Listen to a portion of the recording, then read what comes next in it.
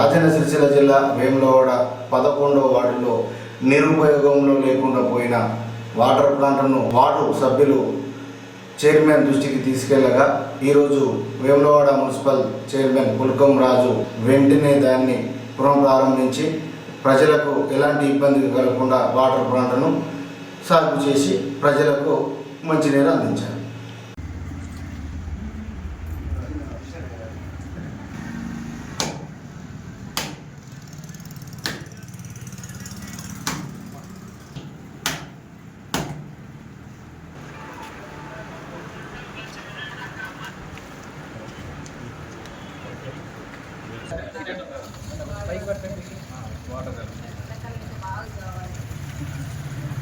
మన ప్రియతమ నాయకుడు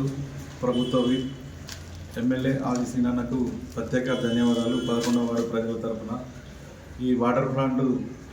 దాదాపు 15-20 రోజుల నుంచి మూతపడి ఉండే దాన్ని అడగగానే కౌన్సిలర్ కావచ్చు, మేము కావచ్చు, అడగగానే చైర్మన్ గారు శ్రద్ధ తీసుకొని, ఎమ్మెల్యే గారు శ్రద్ధ తీసుకొని చాలు చేసినందుకు వారికి పేరు పేరున ధన్యవాదాలు తెలియజేస్తాను. గౌరవ ఎమ్మెల్యే ఆది శ్రీనివాస్ గారికి, గౌరవ చైర్మన్ పుల్కం రాజు గారికి మరియు వార్డు నుండి వచ్చినటువంటి పెద్దలందరికీ నా యొక్క నమస్కారాలు. ఇక్కడ కొద్ది రోజులుగా ఈ వాటర్ ప్లాంట్ కొంచెం రిపేర్ ఉండి ఆగిపోయి వార్డులో ఉన్నటువంటి ప్రజలందరికీ ఇబ్బంది కలిగింది. అలాంటి దాన్ని మాకు సహకరించి ఆది శ్రీనివాస్ గారు మాకు సహకరించి ఈ రిపేర్ చేయించి ప్రజలందరికీ ఉపయోగపడేలా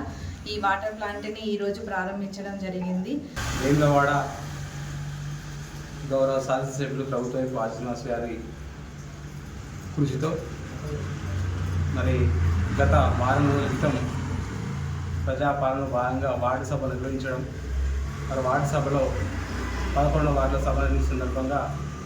గౌరవ శాసనసభ్యులు ముఖ్య అతిథిగా హాజరవడం, మరి నాతో పాటు కౌన్సిలర్లు, మరి గౌరవ 11వ వార్డు కౌన్సిలర్ గారు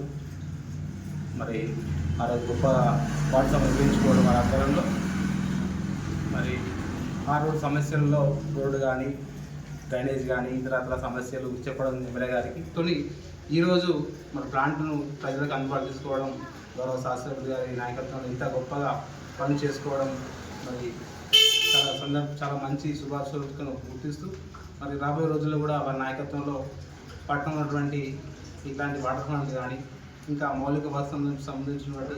డ్రైనేజ్ రోడ్లు కానీ, మరి విద్యుత్ స్తంభాలు కానీ, ఇంకా ఏ సమస్యలు ఉన్న వారి నాయకత్వంలో పనిచేస్తామని చేసుకుంటూ మరి ఇంత తొందరగా గౌరవ కౌన్సిలర్ గారు, అదేవిధంగా